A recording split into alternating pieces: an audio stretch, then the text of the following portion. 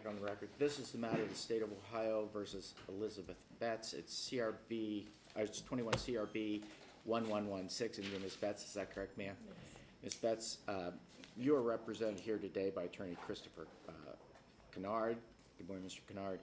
And again, it's my understanding that, like Dr. Kozad, this matter is going to be concluded here today by a plea, and is that correct, Yes, Your Honor. Mr. Kirk? And what is that plea recommendation? The state understands that there is a change of plea today from Ms. Betz, that she wishes to withdraw her previously entered not guilty plea and enter a Alford guilty plea to count 2, dereliction of duty, a misdemeanor of the 2nd degree. The state would null count 1, and there is a joint stipulation for restitution of $1,303.59 made payable to the district. The state would ask that upon payment of the restitution and the payment of any fines or court costs that the court imposes, that the case be terminated at that point. And that is my understanding, Your Honor. Mr. Kennard, is that your understanding as well? That's correct. I've discussed this matter at great lengths with Liz. She fully understands what an Alford guilty plea is. We've gone over the rights related to the plea form, and she's prepared to tender that plea of guilty by way of Alford. Very well. I understand there is a statement of stipulated facts that you're going to read into the record, Mr. Kirk, is that correct? We don't have stipulated facts in this case, Your Honor, like we did in the last one, but I would put forward facts that would support the plea today. All right. You may proceed. Thank you, Your Honor. Elizabeth Betz was a member of the board of the Bellbrook Sugar Creek Local School District, and in that capacity, between on or about April 1st, 2019 to on or about May 31st, 2019, acting as a public servant, she recklessly did an act forbidden by law with respect to her office, and that was using public funds to publish, distribute, or otherwise communicate information that supports the passage of a levy, which was a violation of Ohio Revised Code 9.03C. And that is the support for that. That was a postcard, Your Honor, that Ms. Betz participated in the drafting of and authorized the dissemination of that postcard to the public in her district, and it included statements that supported the levy. All right, thank you. Mr. Kennard, I understand you don't necessarily agree totally with those facts, but based upon the facts as presented here today by Mr. Kirk, it's your client's intention to enter a plea of guilty by way of an Alford plea of guilty in this matter. Is that correct? That's correct, Your Honor, and we would acknowledge that those are the operative facts that the state believes would form the basis of guilty finding if the matter were to proceed to trial. Very well. And I have in front of me a plea of guilty by way of Alford, a plea to this charge, and I'll note that there are a number of rights that are recited in this plea. Have you advised your client as to the consequences of entering a guilty plea here today? Yes, Your Honor, each and every one. Very well. And Ms. Betz, do you understand all the rights that you are waiving by entering a plea, an Alford plea of guilty to the charge of dereliction of duty? Yes, I do. And is that what you wish to do here today? Yes. Very well. Based upon the facts as presented, that would be presented at a trial, and based upon the representations of you and counsel, the court will accept your plea of guilty as Alford plea of guilty as being knowingly, voluntarily, and intelligently entered. Mr. Kennard, what do you have on behalf of your client here? I believe Liz would like to read a statement to the court. Very well, and you may proceed with your statement, Ms. Betz. It's not required that you address the court, but you may if you wish. I understand. Thank you. Very well. In the case currently brought against me by the state of Ohio, I reluctantly choose to enter the Alford plea. I am not guilty. The ongoing nature of the suit has worn me down emotionally and financially. It has impacted my physical well-being. In filing an Alford plea, I seek relief for me and for my family. In 2000, when I was first elected to the Board of Education of Bellbrook Sugar Creek Schools, I took an oath to faithfully and impartially discharge my duties to the best of my abilities in the accordance with the laws now in effect. I was sworn in 4 more times during my tenure with the same oath. I took the vow very seriously, and the only agenda I ever had was to make our school district the best in the state. I never veered from that vow or my agenda. I chose to serve on the board because I believed my experiences as a 25-year veteran teacher would be an asset. During those years, I had worked to help with right curriculum. I was a team leader of our grade level.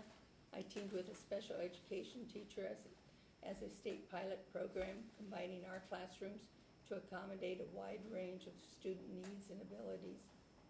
I felt my experiences as a parent of 3 children with diverse needs, ranging from multiply handicapped, special ed, to the gifted, would give me a broad perspective. I understand how to advocate for children. I had worked with administration, teachers, and other parents to help write a strategic plan for the Bellbrook Sugar Creek School District. After elected, I became involved in the OSBA, Ohio School Board Association, to learn and understand the role of an effective board member. I learned about setting policy and funding of public schools. I learned about unfunded mandates and how they affect districts like ours who get little state money. I participated at conferences, workshops, and webinars. I advocated to our state representatives on the issues of state funding. I'm proud of the accomplishments during my 20 years of service. We moved from average to excellent on the state report card. We were recognized as one of the top 5% of schools in Ohio and named as one of the top high schools in America, according to U.S. News and World Report. Our tagline, Soaring Towards Excellence, was transitioned to Continue the Excellence. We accomplished this while still maintaining per pupil expenditure below the state average, while maintaining a balanced budget.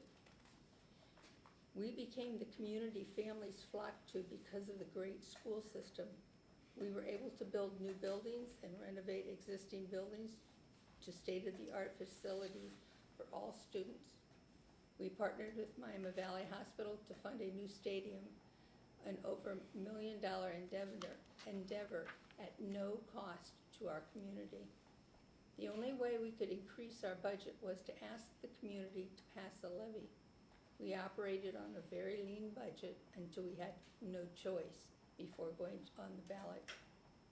In 2019, after the board voted a new levy on the May ballot, people came to the board meeting and misinformation campaigns started.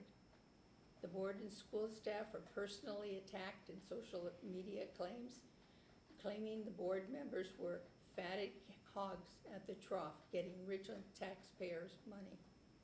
Judge, who would anyone suffer through personal attacks like this for $125 a meeting? I did it because I believe in the kids in our community. The number of lies and misinformation increased as elections neared. With the goal of informing the public with the correct information, the school district sent out communications explaining the financial situation and what would need to be cut without additional revenue. The board mailed a postcard with the tagline, "Continue the Excellence," with the passage of issue 4. Judge, you saw the evidence my lawyers submitted. That postcard was no different than virtually every other school district around the area. Yet, not one of those district officials were charged with crimes. Certainly, the Bellbrook Sugar Creek School Board believed the wording of our postcard was 100% true and legally paid for with district funds. Judge, I'm innocent. There never was an intent to break any law, but the system has worn me down. I don't feel I can continue to defend myself emotionally or financially. My physical health is being affected with all the stress. I need to put my energies and my financial backing towards other causes. I will continue to support the schools, the BSEF, Bellbrook Sugar Creek Education Foundation. My family will continue to donate and promote the value of public education. Your Honor, it seems to me the courts have bigger, more important things to do than to deal with this $5,000 reported infraction. If all the money that had been spent campaigning against the schools on attorney fees and court costs had been spent to support public education, the schools wouldn't need to pass another levy. I took an oath to faithfully and impartially discharge my duties to the best of my ability and in accordance with the laws now in effect. I feel I have lived up to that oath. I reluctantly entered this Alford plea. However, I contend I committed no crime. All right, thank you. Mr. Kennard, anything further on behalf of your client? No, Your Honor. Very well. Yeah, Ms. Betz, I think I may have said this to your counsel before we went on the record that this isn't the crime of the century. It's not the crime of the year. It's not the crime of the month or the week or the day. It isn't. But under the laws of the state of Ohio, it still constitutes a crime. The Alford plea basically indicates that the facts that were read into the record by Mr. Kirk would be the operative facts that would allow a finder of fact to make the finding of guilty against you, and that's what the court has done. The court is dismissing the first count, the illegal transaction of public funds count, and in this case, the court is imposing a $100 fine in court costs. There will be restitution of $1,303.59 to the Bellbrook Sugar Creek Local School District, and it's my understanding that's paid today. The case is to terminate upon upon the payment of fine and court costs, and as I believe with Dr. Kozad, it would be the court's intention to allow a sealing of your record 1 year from the termination, and you could apply if everything's paid today on September 30th of 2023. All right? Your Honor, I'll make a representation on the record that the restitution check was tendered this morning. Very so well. That, So that has been obligation paid, fulfilled. and upon payment of fine and court costs, this matter will be terminated. Is there anything further? No, Your Honor. All right. Good luck to you, ma'am. Thank you. Thank you. We're adjourned.